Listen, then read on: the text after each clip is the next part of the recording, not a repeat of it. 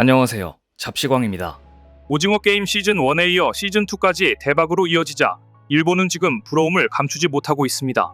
일본 언론들은 일제히 오징어 게임 시즌2 92개국에서 1위, 압도적 스코어라는 제목의 기사를 실으며 오징어 게임의 전 세계적인 인기를 보도했습니다.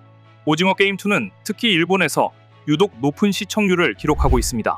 댓글을 보면 현재 일본의 네티즌들이 궁금해서도 보고 욕하면서도 보고 한국을 깎아내리기 위해서도 보고 아무튼 오징어 게임 시즌2를 상당히 많이 봤다는 걸 알 수 있습니다. 솔직히 원보다 2가 더 재밌더라.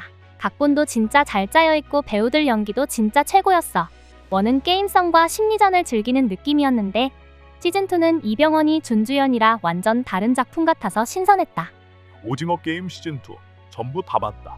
다음 시즌에 뭘 기대하느냐에 따라 평가가 달라질 듯. 라이어 게임이나 카이지처럼 시즌1만큼 센세이셔널한 전개를 기대했다면 저평가할 만하다고 생각한다. 그런데 시즌3로 연결하려면 필요한 내용이라고 본다. 개인적으로는 아직 평가는 보류하고 싶음. 내년에 나올 시즌3 보고 판단하려고 한다. 솔직히 시즌 1만큼 충격적이지는 않았지만 정말 재미있었다. 이병헌이 정체를 시청자인 우리는 알고 있는데 주인공들이 모르는 이런 설정이 꽤 교묘했다. 맞아. 그러고 보니 기우는 프론트맨 얼굴을 몰랐지. 또한 오징어 게임의 세계적인 성공을 보면서 한탄하는 댓글이 많았습니다. 일본의 전성기는 이미 옛날 얘기다. GDP도 뒤처지고 일본 드라마는 유치원 놀이 같은 수준이라 세계를 놀라게 하긴 글렀다. 몇 년 전에 TBS에서 방영한 일본 침몰 엄청 기대했는데 너무 형편없는 퀄리티라 실망감이 엄청났던 기억이 있다. 여러 제약 때문에 창작자들이 진짜로 만들고 싶은 걸 못 만든다는 생각이 들었다. 일본의 엔터테인먼트는 이제 절대 한국을 따라잡을 수 없다고 생각한다. 일본은 이제 정말 별로인 것 같아. 비반트도 해외에서 별로 평가 못 받았다며. 나도 오징어 게임 시즌1이 나올 땐 역시 카이지즈라고 생각했는데 시즌2가 더 재밌었기 때문에 꼭 봐야 한다고 느꼈어. 7화 정도밖에 되지 않고 이병헌의 연기가 좋아서 볼만함.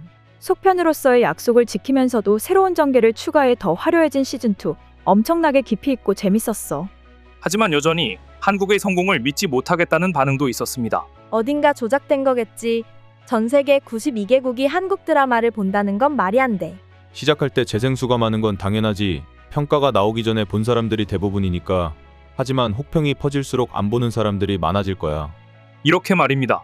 하지만 곧 이런 반론이 올라왔습니다. 한국 문화는 이미 세계 트렌드야, 아저씨. 얼마 전에 한국에서 열린 오징어 게임2 월드 프리미어에서 넷플릭스 CEO 테드 사란도스가 전 세계 넷플릭스 시청자의 약 80%가 한국 콘텐츠를 보고 있다. 한국은 우리에게 특별한 나라다라고 했어. 난 영어를 알아서 라이브 방송으로 직접 봤거든. 댓글 단 사람은 인정하기 싫겠지만 세계 대사가 참석하고 수많은 관객과 함께 유튜브로 전 세계에 라이브된 CEO 연설은 조작할 수 없는 것이다. 일본의 일부 네티즌들이 믿고 싶어하지 않아도 오징어 게임2의 세계적인 성공은 또다시 전 세계 소셜미디어, 유튜브, 틱톡 등을 통해 챌린지가 시작됐다는 것만 봐도 알 수 있습니다. 지난달 26일 공개된 넷플릭스 드라마 오징어 게임 시즌2로 인해 현재 유튜브와 소셜미디어 등에는 오징어 게임2를 보고 공기놀이에 도전한 세계 누리꾼들의 영상이 많이 올라와 있습니다. 공개 일주일 만에 전 세계에서 약 5억 시간 가까이 시청된 드라마답게 공기의 영어 표기도 인기 검색어가 됐는데요.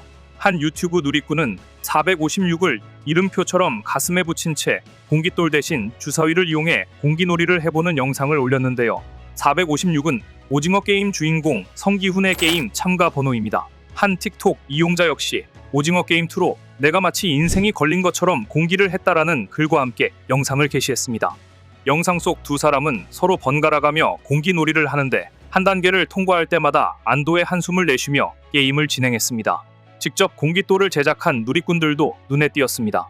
한 유튜브 이용자는 3D 프린터를 이용해 오징어 게임2에 나오는 것과 똑같은 디자인으로 공깃돌을 만들어 공기놀이를 즐기는 영상을 올렸습니다. 공기 고수들의 솜씨도 관심을 끕니다. 영상 속 참가자들은 모두 공기놀이 1단부터 5단까지 한 번에 성공했는데 조회수가 각각 1,780만 회, 1,870만 회를 기록했습니다. 오징어 게임 2가 불러온 해외 공기 열풍이 실질적인 순기능도 있었습니다. 오징어 게임 2의 순기능 좋다. 한인교포 어머니들이 자신의 공기 기술을 보여주고 계신데 라는 글을 보면 오겜2의 성공으로 한인교포 사회에서도 신이 난 것 같습니다. 미국 현지인들이 교민들에게 공기놀이를 물어보는 사례가 늘고 있기 때문입니다. 오징어 게임 2 게임 중 가위바위보 하나 빼기도 화제인데요. 가위바위보는 해외에서도 익숙한 게임이지만 여기에 하나 빼기가 더해지면서 생소함과 동시에 흥미를 불러일으키고 있습니다. 둥글게둥글게도 화제입니다. 둥글게둥글게는 2021년 8월별 세안 이수인 작곡가가 작사 작곡해 한국에서는 모르는 사람이 없을 정도로 널리 알려진 노래인데요. 그룹 빅뱅 멤버 태양이 2013년 발표한 링가링가의 제목도 이 노래의 후렴에서 따왔고, 그룹 써니힐의 2012년 발표곡 배짱이 찬가도 둥글게둥글게를 샘플링한 것입니다. 이런 둥글게둥글게는 오징어 게임 2에서 100여 명의 탈락자를 만든 미션곡으로 사용됐는데요. 참가자들이 회전 무대에서 노래를 들으며 대기를 하다가 지명되는 숫자에 맞춰 짝을 지어 무대 밑에 준비된 대기실 방으로 들어가고, 시간 내에 들어가지 못하거나 짝을 찾지 못한 사람들은 탈락하는 방식입니다. 이 과정에서 마약 중독자 래퍼 타노스 등은 그의 패거리와 함께 손으로 반짝반짝을 하는 둥글게둥글게 율동을 선보이기도 하는데요. 한 틱톡 이용자는 오징어 게임 2에서 이 노래를 들은 뒤로 멜로디를 머리에서 지울 수가 없다면서 둥글게둥글게 노래에 맞춰 춤을 추는 영상을 올렸습니다. 그만큼 강한 중독성 때문입니다. 이 영상의 조회수는 523만 회를 넘겼습니다. 오징어 게임 2 배우들의 인터뷰 영상도 100만 조회수 정도라는 점을 고려하면 둥글게둥글게 관련 네티즌들의 영상은 더욱 빠른 속도로 조회수가 늘어나고 있는데요. 이런 댓글들도 주르리였습니다. 말은 통하지 않아도 중독성 있는 멜로디에 꽂혔다. 둥글게둥글게. 이 노래가 머릿속에서 계속 맴돌아 정말 마음에 들어. 심지어 둥글게둥글게는 클럽에까지 등장했습니다. 오징어 게임 2 시청자들이 늘어나면서 독일 출신 DJ는 자신의 유튜브 채널에 둥글게둥글게 리믹스 버전 음원을 게재했고, 태국 푸켓의 유명 클럽에서 둥글게둥글게를 틀어주는 모습이 포착되기도 했습니다. 이 정도면 둥글게둥글게가 로제의 아파트 열풍을 이어가는 분위기입니다. 이미 오징어 게임 시즌2 효과는 넷플릭스 앱 사용자 수에도 나타나고 있습니다. 국내 넷플릭스 애플리케이션 사용자 수가 역대 최대인 975만 명을 기록한 것으로 나타났습니다.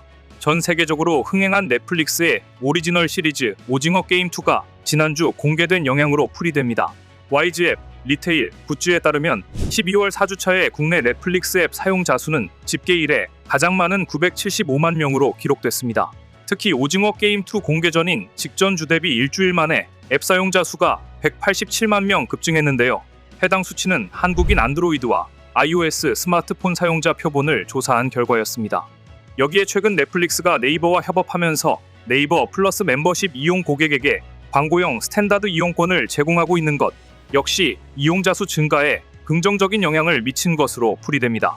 넷플릭스에서 광고형 스탠다드 이용권을 이용하는 것 대비 네이버 플러스 멤버십이 더 저렴해 넷플릭스 이용 문턱이 낮아졌다는 평가인데요. 이래저래 넷플릭스에게 오징어 게임 시리즈는 효자 역할을 톡톡히 하고 있는 셈입니다. 그런가 하면 오징어 게임 시즌2가 골든글로브를 탈 것인가 기대가 모아지고 있습니다. 주역인 황동혁 감독과 배우 이정재 등은 지난 3일 제82회 골든글로브 시상식 참석차 미국 LA로 출국했습니다. 디클락 프로덕션이 주관하는 제82회 골든글로브 시상식은 매년 전 세계의 영화와 미국의 TV 드라마를 대상으로 하는 시상식으로 오는 5일 열립니다. 오징어 게임 2는 이례적으로 정식 공개 전 골든글로브 TV 부문 작품 상에 오르는 기염을 토했는데요.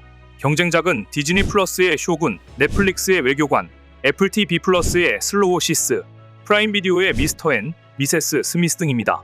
오징어 게임 2에 대한 수상 기대감이 높은 가운데 올해 골든글로브의 작품상은 한일 대결이라는 관측도 조심스럽게 나옵니다. 지난해 9월 프라임타임 에미상 시상식에서 18개 부문을 수상한 쇼군이 강력한 수상 후보로 평가되기 때문입니다. 하지만 오징어 게임 2 공개 이후 수상은 어려울 것이라는 관측이 지배적이었습니다. 이야기를 완결짓지 못했기 때문입니다. 예상대로 골든글로브 작품상은 쇼군이 차지했고 오징어 게임의 수상은 3의 몫으로 남게 되었습니다. 오징어 게임 2는 공개 직후인 12월 27일 92개국에서 1위에 올랐으며 이튿날인 28일에는 93개국 1위를 기록했습니다.